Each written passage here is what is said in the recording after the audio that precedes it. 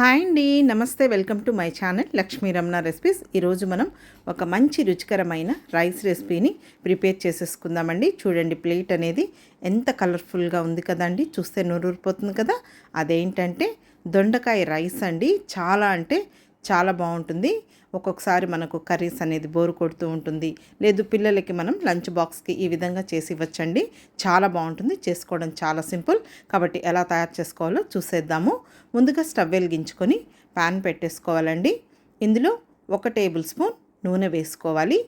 నూనె వేడెక్కిన తర్వాత ఇందులో ఒక 3 లవంగాలు, 1 ఇంచ్ దాల్చిన చెక్క, అలాగే 2 ఇలాచీలు వేసుకోవాలి. ఇప్పుడు మీడియం ఫ్లేమ్లో వీటిని జస్ట్ అలా ఫ్రై చేసేసుకోవాలండి. ఇప్పుడు వేగిన తర్వాత 1 టేబుల్ స్పూన్ ధనియాలు వేసేసుకోవాలి.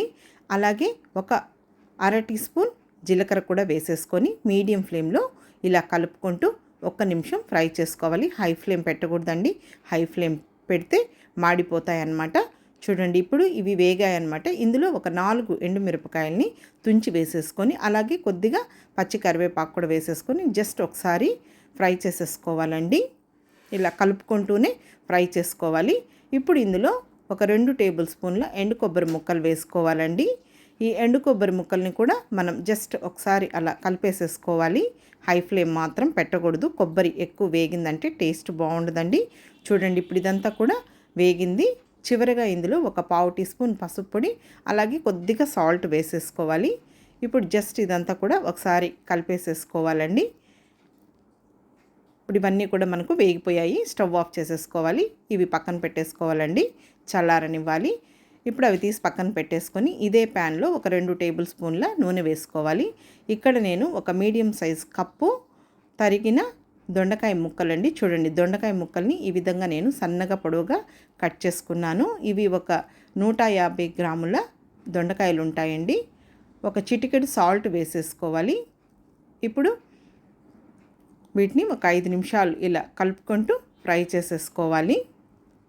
చూడండి, ఇప్పుడు దొండకాయ ముక్కలు వేగిపోయాయి అన్నమాట. ఈ విధంగా వేగితే సరిపోతుందండి. మీకు కావాలంటే రౌండ్గా కూడా కట్ చేసుకోవచ్చు. ఇక్కడ నేనైతే పొడవుగా కట్ చేశాను. చూడండి, ఈ విధంగా వేగితే సరిపోతుంది. ఇప్పుడు ఇవి తీసి పక్కన పెట్టేసుకోవాలండి. ఇప్పుడు మనం ముందుగా ఇవన్నీ వేయించి పెట్టుకున్నాం కదా, అవి చల్లారిపోయాయి. మిక్సీ జార్ తీసేసుకొని ఇవి ఇందులో వేసేసుకొని చూడండి, ఈ విధంగా మనం పొడి వేసేసుకోవాలండి. మరీ మెత్తగా కాకుండా, అలాగని బరుకుగా కాకుండా.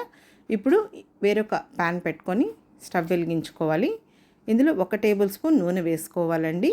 నూనె వేడెక్కిన తర్వాత ఒక 1/2 టీ స్పూన్ ఆవాలు, 1 టీ స్పూన్ మినపప్పు, 1 టీ స్పూన్ పచ్చిశనగపప్పు, అలాగే 1 టేబుల్ స్పూన్ పల్లీలు, 1/4 టీ స్పూన్ జీలకర్ర వేసేసుకోవాలి. ఇప్పుడు మీడియం ఫ్లేమ్లో ఇలా కలుపుకుంటూ మంచి కలర్ వచ్చే వరకు ఫ్రై చేసుకోవాలి.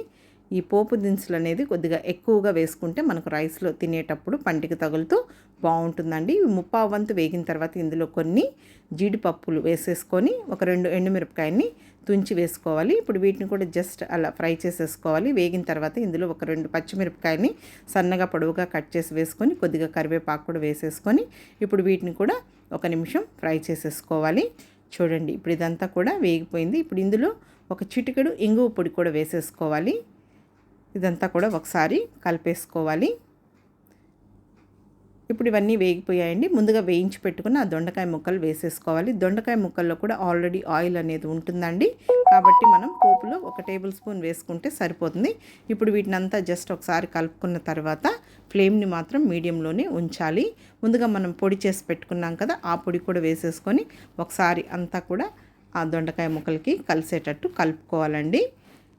ఇప్పుడు ఇందులో ముందుగానే ఉడికించి చల్లార్చి పెట్టుకున్న ఒక 1/2 కేజీ బియ్యం అండి. ఇది నార్మల్ రైసే. ఒక 2 మీడియం సైజ్ గ్లాసుల రైస్ అండి. కొంచెం రైస్ అనేది పొడి పొడిగా ఉండాలి. అలాగే కొద్దిగా చల్లార్చి పెట్టి వేసేసుకోవాలి. ఇప్పుడు ఇందులో ఇంకొద్దిగా సాల్ట్ వేసేసుకొని జస్ట్ ఇప్పుడు ఇదంతా కూడా ఒకసారి బాగా కలిపేసేసుకోవాలి. రైస్కి అంతా పట్టేటట్టు చాలా బాగుంటుందండి దొండకాయ రైస్ అనేది. మామూలుగా మనం కర్రీస్ అనేది బోరు కొట్టినప్పుడు, లేదు ఎప్పుడైనా మనం పిల్లలకి లంచ్ బాక్స్కి ఈ విధంగా చేసి ఇచ్చామంటే హ్యాపీగా తినేస్తారండి. చూడండి, ఇప్పుడు ఇదంతా కూడా ఒకసారి బాగా కలిపేసేసుకొని స్టవ్ ఆఫ్ చేసేసుకోవాలి. ఎక్కువసేపు ఫ్రై చేయకూడదు. ఇప్పుడు ఇందులో చివరిగా కొంచెం కొత్తిమీరని సన్నగా చాప్ చేసి వేసేసుకోవాలండి. అంతే అండి, దొండకాయ రైస్ చాలా బాగుంటుందండి. కర్రీస్ ఏం లేకపోయినా కూడా డైరెక్ట్గా ఇలాగే తినచ్చండి. లేదు పెరుగు చట్నీ వేసుకొని కూడా తినచ్చు. చాలా బాగుంటుంది, కమ్మగా ఉంటుంది. కాబట్టి చూసారు కదా అండి. ఇప్పుడు మనం డిష్ అవుట్ చేసేసుకుందాము. ఒక ప్లేట్ పెట్టేశానండి, ఈ దొండకాయ రైస్ని వేసేస్తున్నాను. కాబట్టి చూసారు కదా అండి, దొండకాయ రైస్ని ఎలా ప్రిపేర్ చేశానో. దొండకాయ రైస్ని కూడా మనం ఇంకొక డిఫరెంట్ స్టైల్లో కూడా చేసుకోవచ్చండి. అది నేను మీకు ఈసారి వీడియో పోస్ట్ చేస్తాను. చాలా బాగుంటుంది. ఈ ఈ స్టైల్లో కూడా చాలా బాగుంటుందండి. మీరు కూడా ఒకసారి తప్పకుండా ట్రై చేసి రుచి చూసి మళ్ళీ ఎలా వచ్చిందో కామెంట్ చేయండి. పిల్లలకు కూడా లంచ్ బాక్స్కి ఒకసారి చేసి ఇవ్వండి. మొత్తం ఖాళీ చేసేసుకొని వచ్చేస్తారండి. ఇప్పుడు కొద్దిగా కొత్తిమీరని సన్నగా చాప్ చేసి వేసానండి.